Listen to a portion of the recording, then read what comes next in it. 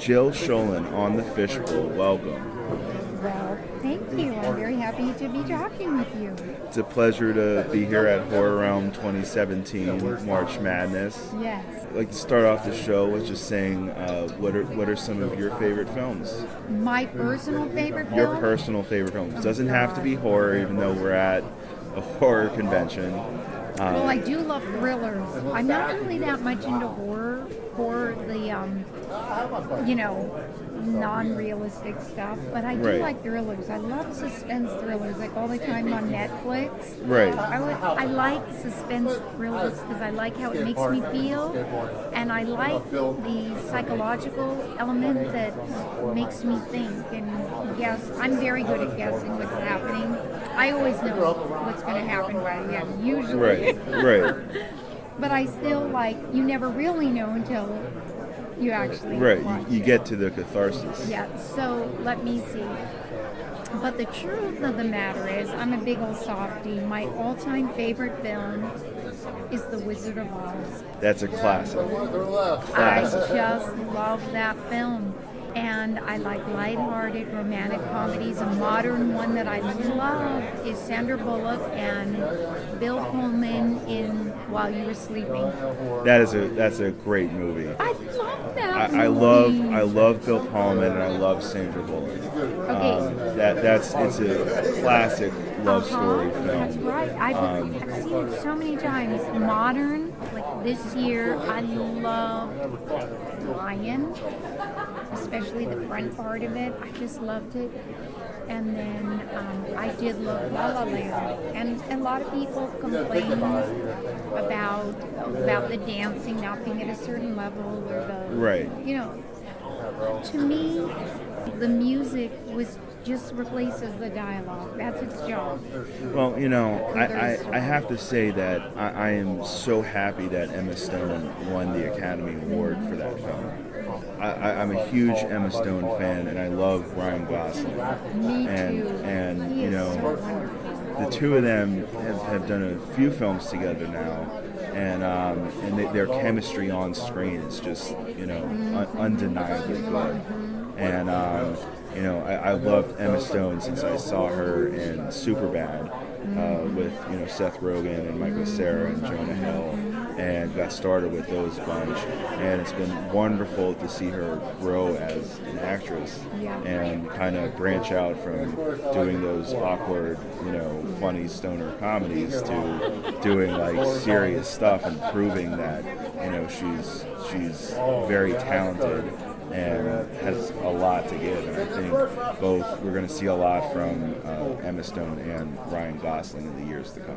Well, that would be lovely. And I have been a huge fan of Ryan Gosling's. I've been saying it for years. This one, the first time, I don't even remember the first time I saw him, but I'm like, this one, an eye on him. I do remember the first time I saw Ryan Gosling. What was it? Young Hercules. Oh, yes, I was about to say it. Yeah. I didn't see him in that, but that's right. He's been around forever. Yeah, Young Hercules. A really underrated show from the late 90s. Yes. And I about died when I found that out. Yeah. And he was Hercules, and it was a great show. It was a great show that was short-lived and didn't get enough airtime that it clearly could have gone on for just as long as the actual Hercules series was going on with Kevin Sorbo. Yes. But when I saw Ryan Gosling in that as the lead as Hercules, I was like, this kid is too good, not to go anywhere. Yeah. And here, lo and behold, he's in La La Land. He's going to be in which I'm highly excited for, is the highly anticipated sequel to Blade Runner. Oh, now you just gave me the chills. Jilly with the chilies. Oh, wow. I did not know that. Yeah. I don't keep up. You can look up the trailer. They have a teaser trailer out, and he's the new Blade Runner. And That's perfect. In the trailer you see a short scene with Harrison Ford coming back as Decker, to reprise his role for, I don't know how long he's going to be in it, but I think the working title is Blade Runner 2040, something like that. So I think it's supposed to be 30 years after like the events of the first Blade Runner, and we'll see how it turns out. But from the trailer, and I think the guy who directed Sicario is directing, so it should be very good. Very, very good. Well, I sure hope so. I know there's chick flicks and there's like guy flicks, and Blade Runner it's a guy movie. Right. But I remember, and I haven't seen it in forever when it came out, but I remember when it first came out, and I loved it. I also like action movies. I like action films. I do. I really like but I don't like when they get too crazy. You know, when it's like overdone, when it just gets gratuitous and so loud that it's like somebody's like cut open your body and pressing things upon your nerves. Right. Well, it's like I was born in '88, and my all-time hero, even to this day, is Arnold Schwarzenegger. Oh, and any, I love Stallone also, but Schwarzenegger holds like a special place in my heart because my dad showed me my first R-rated movie when I was 5 years old, and that was Total Recall, and it just left like a huge impression in my mind at such a young age that I was like, who is this guy? I need to get like as much of intake of what this guy's done, so my dad... Never met him. One of few I've never met. But yeah, he's with Terminator, Predator. I love the Terminator. And Terminator 2, I love Terminator 2. Yeah, and they're re-releasing Terminator 2 in 3D in August. No. Yeah. But I'll never forget when I went to the movie theater, and as a woman, to see Linda Hamilton and how her body was, like she was a machine. Right. It was like, oh my God, look at her. See the transition from her character in the first Terminator, a soft, vulnerable girl. damsel in distress, to Terminator 2, where she's full on like ripped, like I ready. literally could cry. Yeah. Not like out of sadness, but just out of emotion of being so overwhelmed at that difference. And that's work. Right. I mean, that's serious work to go from how she was in Terminator 1 to, talk about embodying a character. Right. And also the progression of her mental state from her character in part 1 to part 2. And I actually went to Quinn Park here in Pittsburgh for screenwriting, and I graduated last year. And one of the classes I took, a writing class, they gave us this article that was on Terminator 2, and the breakdown of the character arcs with the progression of the characters in the film, and it basically broke down and in a sense said that Sarah from the first one to the second one has become more like the machines because she's lost all kind of like humanity, because given this knowledge of what's to come just totally broke her, and realizing that it's like she's insignificant in the world that's going to come, and the only mission that she has is to make sure that John survives at all costs. I think it's one of the few movies that goes to a sequel that almost could play as one film. Right. Because it's so, everything matches so beautifully with, on an emotional level, that arc that you're talking about. Right. To the first one. Yeah, I agree. The very, very first show I did was in Burbank some years ago, these kind of convention shows, and I've done so few, less than on my two hands. And the very first one was was in Burbank, California, and I sat down and had lunch with Linda Hamilton. And it was I loved it so much because we just sat there. We never talked about movies. I don't remember what we talked about. It was so lovely and we got along so well. But I always admired her from Terminator 2, how she did that transition. It was just, I've never seen an actress go to that point, that level. Even Sandra Bullock in Gravity. Right. She did too. She kind of went there, did what she had to do physically. Right. But it still was not, I mean, Linda Hamilton doing the pull-up. But with the one arm pull-up. Like, are you kidding me? Right. Just total, like, buffed out, machine.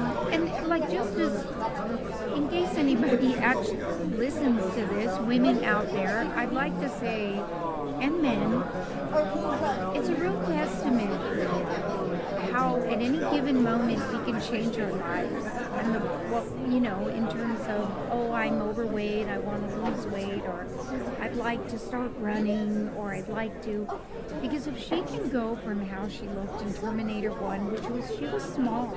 Right. But it was a completely different body. It was almost like a different human being in terms of shape. I really find that inspiring. Definitely. Because at any given moment, it's right there in the palm of our hands, right at our fingertips, to change our lives at any given moment.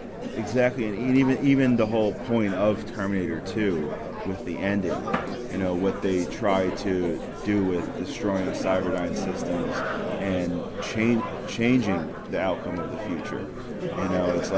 It's like when you're given this knowledge of, like, whether it's in Terminator 2 of knowing that the apocalypse is going to happen and what can you do to stop it, versus knowing that if you have a health issue, that you can do stuff to fix it. It's like,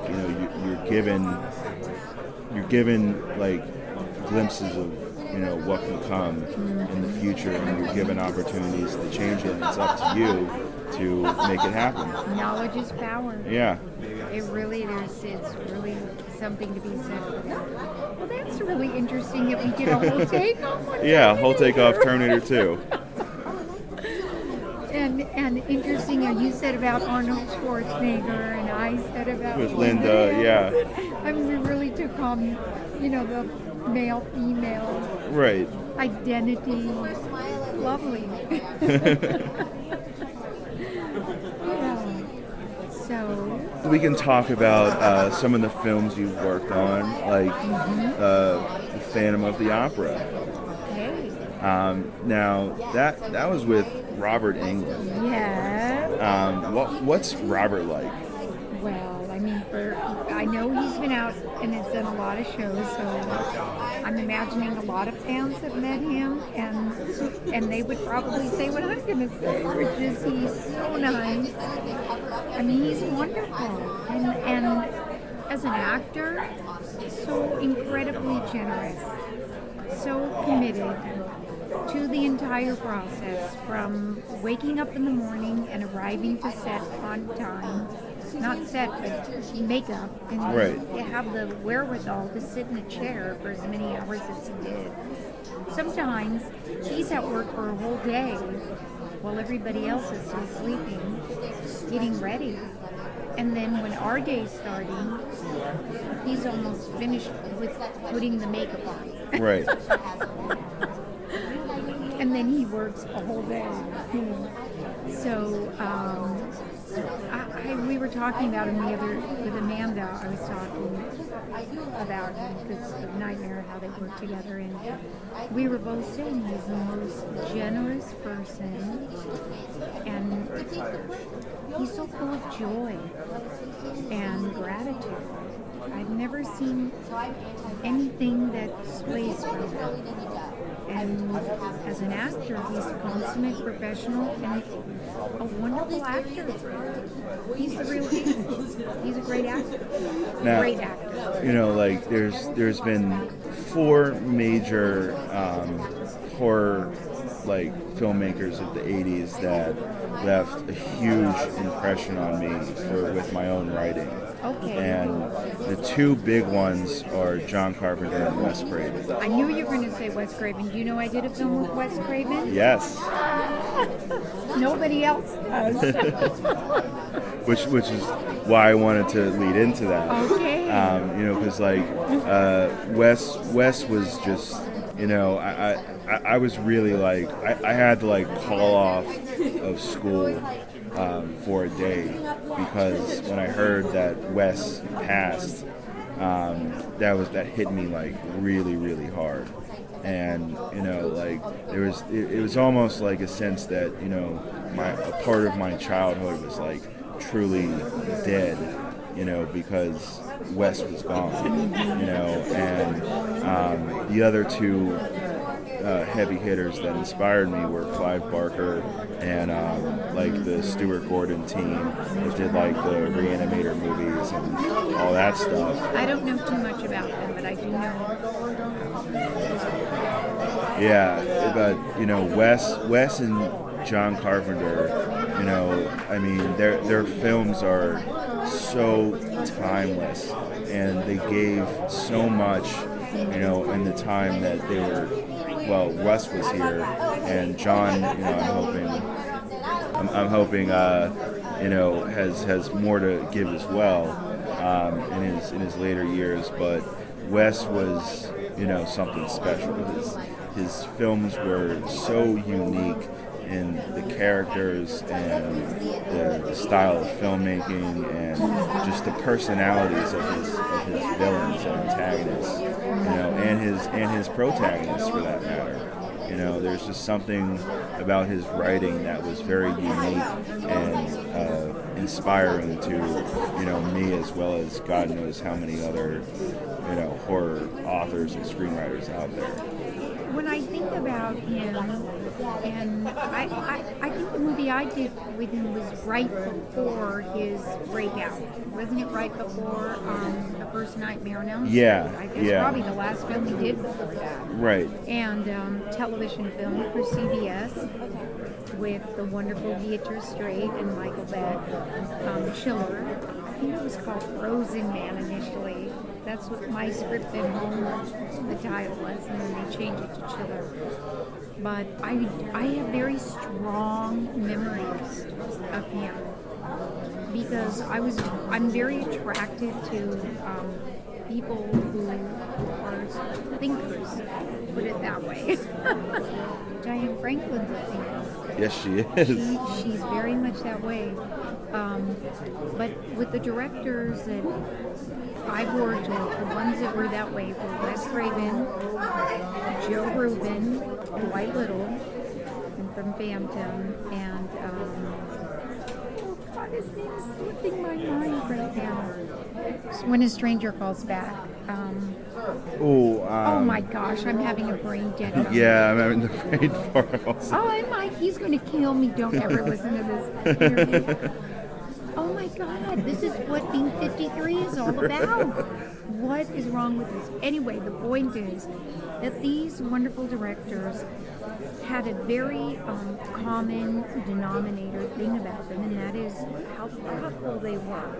When they directed, they knew exactly what they wanted, but then within that, it was wide open. They let it unfold naturally, but they put you on the path that you needed. I always tell my students, because I do these master acting classes, I'm like, you got to get on the right freeway, because sometimes it's like it's all about them, and right. They have to make it about the character. You actually have to serve the script. Right.